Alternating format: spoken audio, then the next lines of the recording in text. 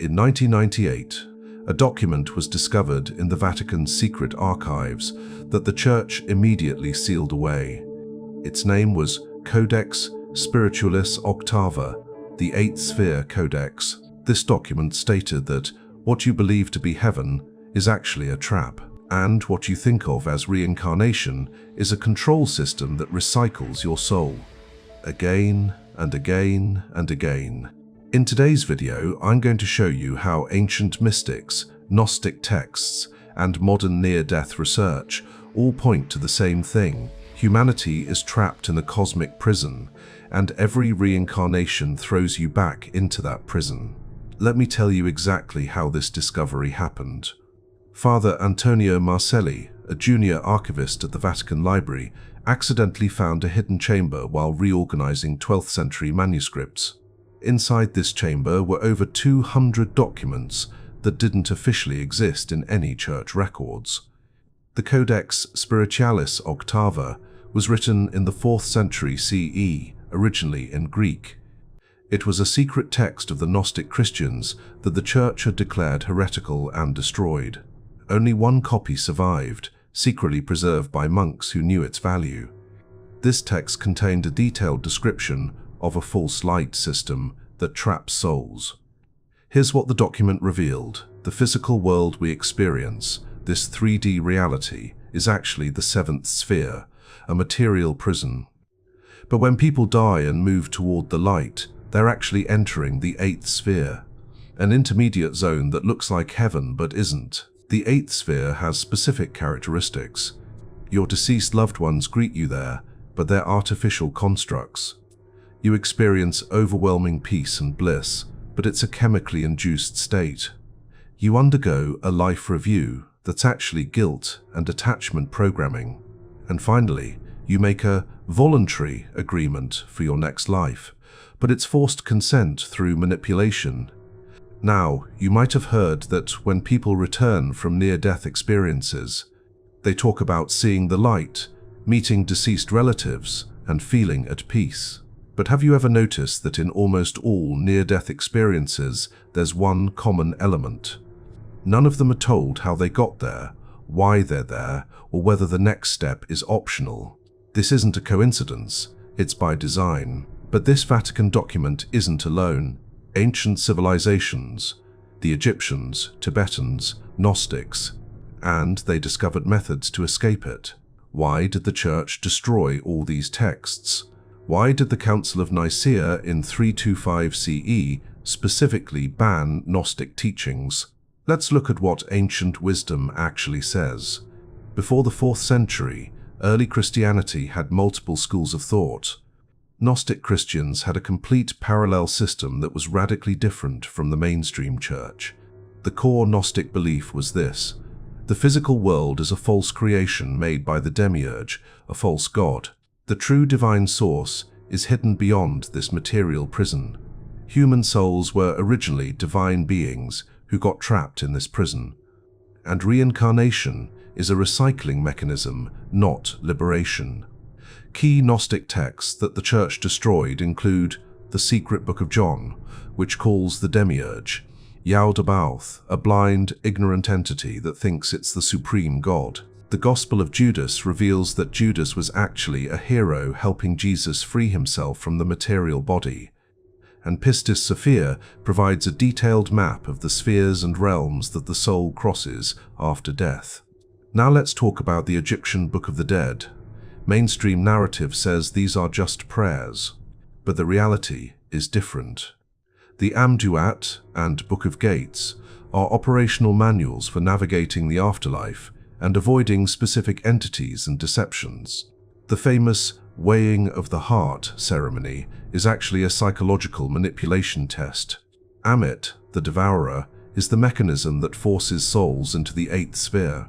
Those who passed the test weren't going to eternal paradise, they were being recycled. The Egyptians gave specific warnings. Do not follow the voice of your father, meaning deceased loved ones calling you. Do not enter the hall if you hear weeping. Emotional manipulation zones. Speak the true name of the gatekeeper, authentication protocols to avoid traps. In the 8th century, Padmasambhava composed the Tibetan Book of the Dead, which specifically guides the dying person through the journey from death to rebirth.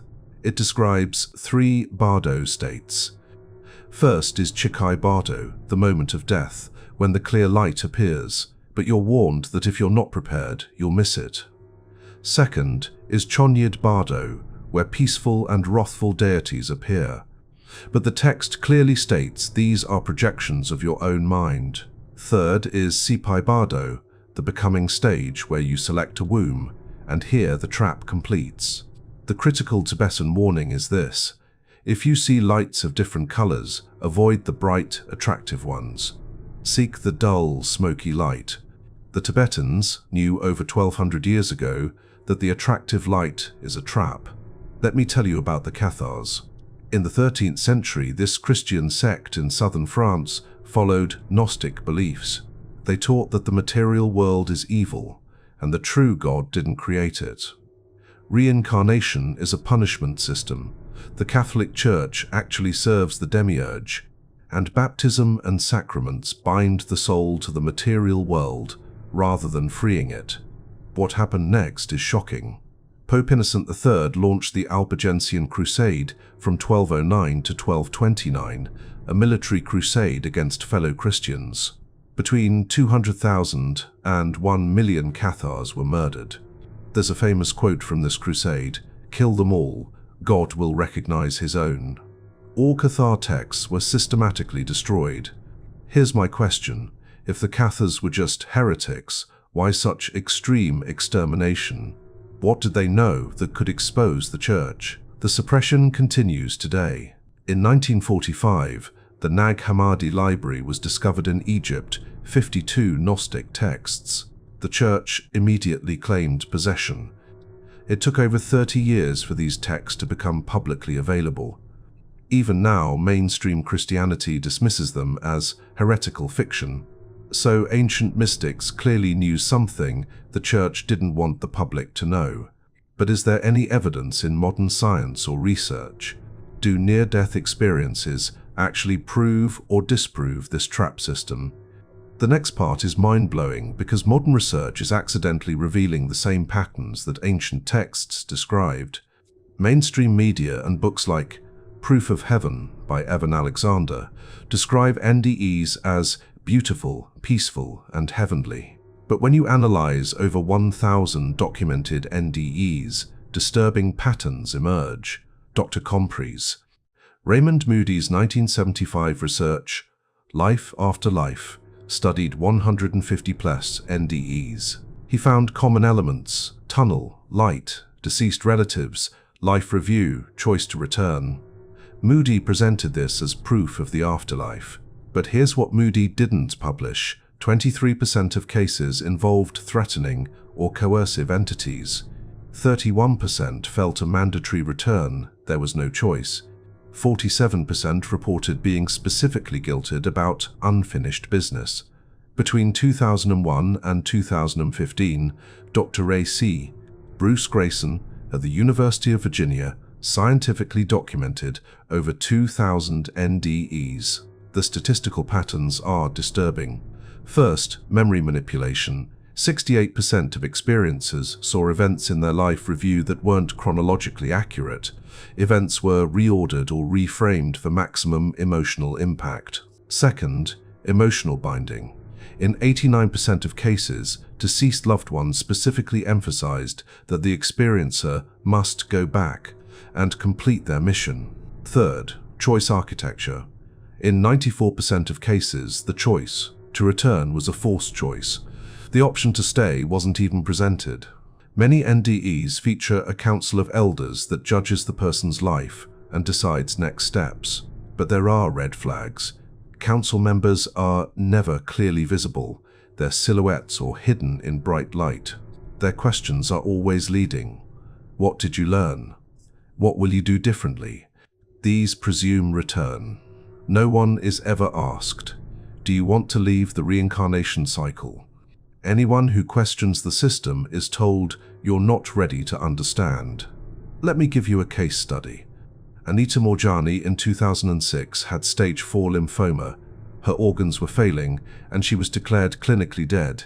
During her NDE, she felt absolute freedom. But when she met beings of light, they consistently pressured her to go back.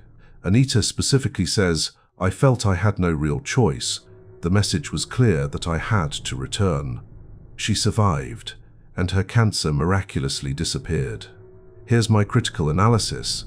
If these beings are truly benevolent, why would they pressure a dying person to return to an extremely painful situation? Is this love and light or manipulation? Dr. Ian Stevenson at the University of Virginia spent 40+ years studying 3,000 cases of children who remembered past lives. He found that children are born with birthmarks matching fatal wounds from previous lives. They recall specific details that can be verified. They typically remember until age 2-7, then forget. But here's what this actually proves. Reincarnation is real, but is it good or bad? The hidden pattern is this. Most reincarnation cases involve violent or traumatic deaths. Children are born with extreme fear or anxiety. They have phobias directly related to their previous death. No child has ever said, "I chose to reincarnate for learning." They consistently say they had to come back. Dr. Michael Newton conducted 7,000+ hypnotic regression sessions, taking people to their between lives state. Newton's findings, presented as positive, include souls are assigned spirit guides. Life planning sessions occur where the next life is selected. Soul contracts are signed. Difficult lives are chosen for learning and growth. But let me reanalyze this critically. This sounds like a corporate bureaucracy, not something divine. These guides are actually handlers controlling the narrative. Contracts are never fully disclosed. There's no fine print shown. Choice is an illusion when you're given limited options. Most importantly, no one, in Newton's 7,000 cases, ever asked, "Can I opt out completely?" In the 1990s, Dr. Rick Strassman conducted legal DMT studies on humans. He discovered that DMT is naturally produced in the pineal gland at birth and death. DMT experiences are eerily similar to NDEs. Users consistently report entities that communicate with them. But here's the troubling part. Many DMT entities are deceptive or trickster-like. They present false information to test the user. Users are frequently assigned missions or purposes.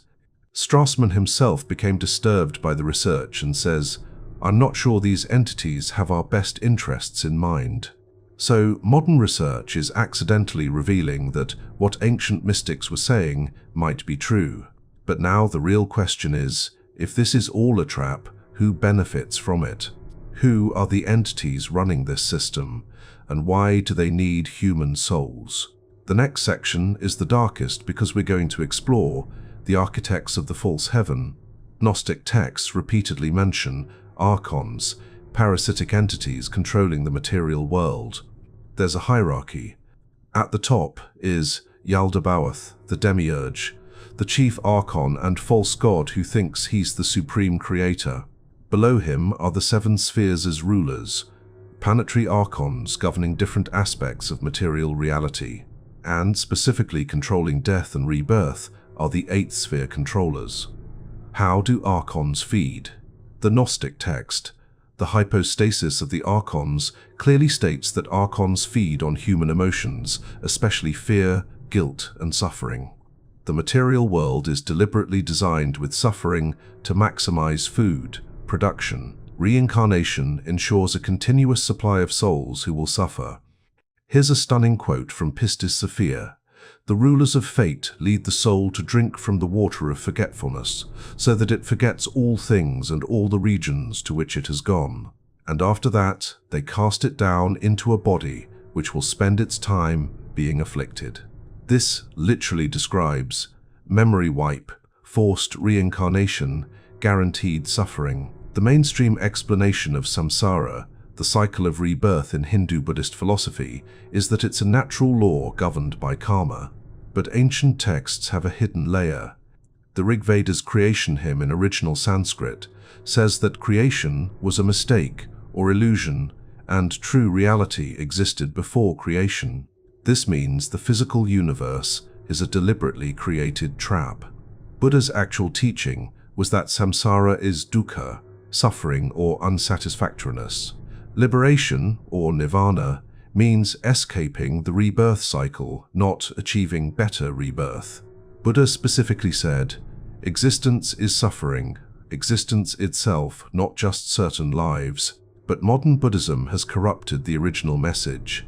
The original was, escape samsara at all costs. The modern version is, better karma equals better rebirth, which strengthens the trap. The Dalai Lama intentionally reincarnates, which contradicts the liberation concept. Let me tell you about Robert Monroe's terrifying discovery. In the 1970s, Monroe, a sound engineer and consciousness researcher, naturally developed out-of-body experiences during sleep.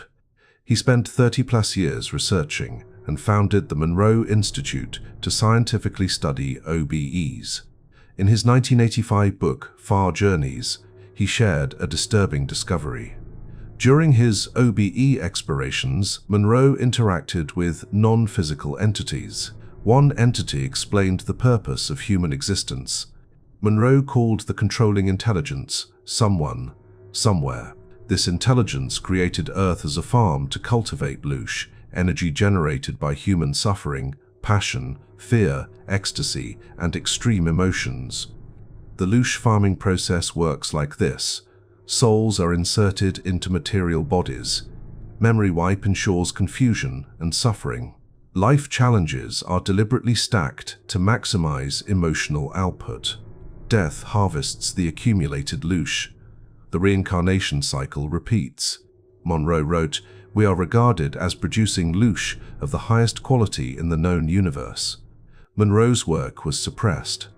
Mainstream science labeled it pseudoscience, despite rigorous methodology.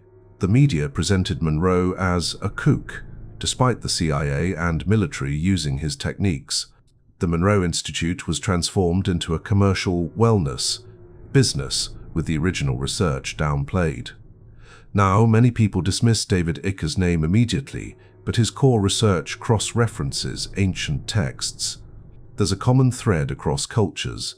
Sumerian tablets describe the Anunnaki, reptilian gods who created humans as a slave race. Hindu texts mention Nagas, serpent beings who ruled Earth. Chinese mythology has dragon emperors who established civilization. Central American myths tell of Quetzalcoatl, the feathered serpent who gave knowledge but demanded a price. Dr. David Jacobs, a Temple University historian, studied 1,005 plus alien abduction cases. Common themes emerged. Abductees are used in breeding programs. Hybrid beings are being created. Grey. Aliens are actually biological robots with another species behind them. Abductees undergo memory wipes, exactly like what happens at death. The connection to the eighth sphere is clear. Same control mechanisms, including memory manipulation, forced compliance, and emotional manipulation. Same operators, non-physical or trans-dimensional beings. Same goal, maintaining control over human consciousness. Carlos Castaneda documented the teachings of his teacher, Don Juan Matus. One shocking teaching was the concept of flyers, or predators. Don Juan explained, "We have a predator that came from the depths of the cosmos and took over the rule of our lives. Human beings are its prisoners. The predator is our lord and master. It has rendered us docile and helpless. If we want to protest, it suppresses our protest. If we want to act independently, it demands that we don't do so." How do flyers control humans?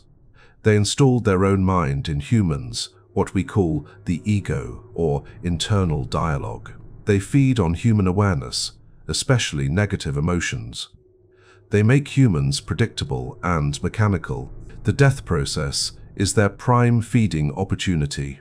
Castaneda warned, "The flyers are an essential part of the universe, and they must be taken as they are, awesome, monstrous. They are the means by which the universe tests us." Native American traditions, particularly Cree and Ojibwe, describe Wetiko, a psycho-spiritual disease or entity. Wetiko is a cannibalistic spirit that possesses humans. It makes humans consume everything around them: nature, relationships, other humans. It creates insatiable hunger that's never satisfied. It spreads like a virus through cultures. The connection to the eighth sphere system is that modern civilization's unlimited consumption manifests Wetiko. Reincarnation ensures fresh hosts for Wetiko energy. Those who die without resolving Wetiko infection automatically reincarnate with the same patterns. Multiple sources, Gnostic texts, Tibetan Buddhism, Monroe's research, modern NDEs all indicate that memory wipe is the key mechanism. Greek mythology has the water of Lethe. Souls are made to drink from the river Lethe before rebirth, causing total forgetting of previous existence. It's presented as merciful, but it's actually a control tool. Some people who return from NDEs report seeing a memory wiping station type structure. They describe it as extremely bright light that disorients, frequency or sound that interferes with consciousness, and beings who gently but persistently encourage you to let go of previous memories. Why is memory wipe essential to the trap? Without it, souls would immediately recognize the trap. Previous life lessons would stack up, making control impossible. Pattern recognition would lead to mass awakening. The reincarnation system would collapse. So now you know, the ancient warnings were real. The modern evidence confirms it. The architects exist and actively operate. But now the most important question: can we escape this trap? Did ancient mystics discover a way? And what options do modern humans have? In this final section, we'll explore the exit strategies. In ancient mystery schools, this knowledge was secretly passed only to initiates. Today, in the information age, it's leaking out. Why? There are possible reasons. Many traditions, Vedic yugas, Mayan calendar and others, indicate a major consciousness shift is happening. Human collective consciousness vibration is increasing, making control harder. Enough humans are becoming aware that the control system could destabilize. There may be intervention from the true divine, what Gnostics call the pleroma. Ancient texts describe multiple methods for escaping the trap. The Gnostic recognition method has a core principle: gnosis or knowledge liberates. At the time of death, you must recognize that approaching lights and beings are projections. Don't engage with deceased loved ones. They're illusions. Don't accept the life review as judgment. Refuse reincarnation offers, no matter how appealing. Demand access to the true divine source beyond the demiurge's realm. There's a specific Gnostic prayer: I am a child of the true Father, not of the demiurge. I reject your authority. I reclaim my divine spark. Let me pass to the pleroma. The Egyptian Book of the Dead contains specific spells that are actually passwords or codes.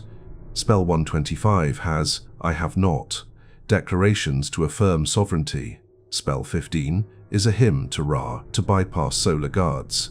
Spell 17 contains recognition formulae to identify true versus false gods.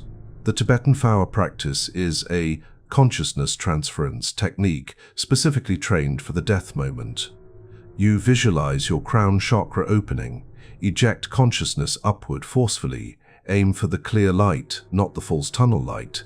Maintain awareness through all bardo states, and if entering a womb is unavoidable, choose consciously rather than being manipulated. Advanced Tibetan technique says if total escape isn't possible, at least choose parents and circumstances that will help spiritual development. Smoky, dull lights actually indicate spiritual families, not materially successful ones. Castaneda's recapitulation technique requires that before death, you complete a recapitulation of your life. Systematically recall and release every significant memory. Break energetic cords with all people, places, and events. Reclaim energy that's been dispersed. At the time of death, no attachments should remain because attachments are hooks. The result, When the flies come to feed, there's nothing left for them to take, and they become confused. The warrior slips through. Modern preparation strategies include daily practice to recognize the illusion. Use meditation to observe thoughts as separate from your true self. Question reality regularly. Whose thoughts are these? Practice detachment from outcomes and desires, because desires create reincarnation hooks. Study these concepts until they're integrated, not just intellectual. Death simulation exercises are important. Visualize your death process monthly. Mentally rehearse encountering light, beings, and deceased relatives. Practice saying no to reincarnation offers. Imagine alternative scenarios and plan responses. Make an energetic sovereignty declaration. Write and regularly recite, "I am a sovereign eternal being. I do not consent to memory wipe. I do not consent to forced reincarnation. I do not consent to any contract signed under duress or deception. I reclaim my divine right to full awareness and freedom. I recognize all beings, lights, and realms between death and true source as potential traps. I demand direct passage to the true divine source beyond this matrix." Practice. The control system feeds on emotional energy. Minimize food production by reducing extreme emotional reactions. Don't feed fear programming from news, horror, or conflict. Cultivate inner peace and equanimity. This weakens the controller's grip. Build community and transmission. Share this knowledge carefully with ready individuals. Create support networks of awakened people. When one person escapes, they can help others, proven by the Buddhist concept of bodhisattva.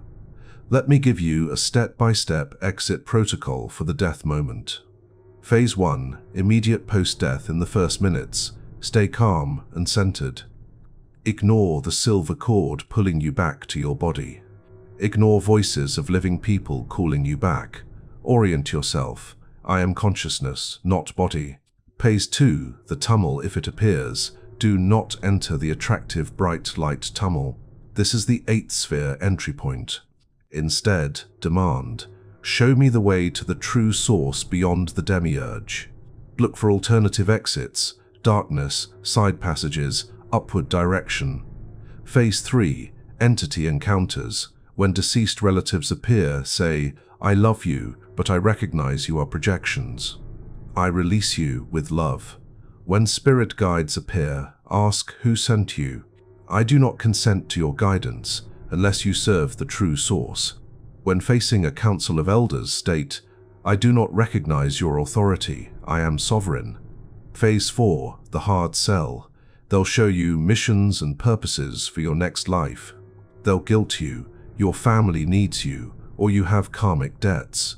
They'll appeal to ego, you're special, or you're needed. Your response, "I am complete. All contracts are void. I choose liberation." Phase 5. The breakthrough. Persist despite pressure. Some sources say you must pass through darkness before true light. Don't confuse a scary dark passage with evil. Controllers guard exits. True divine source feels like recognition, not seduction.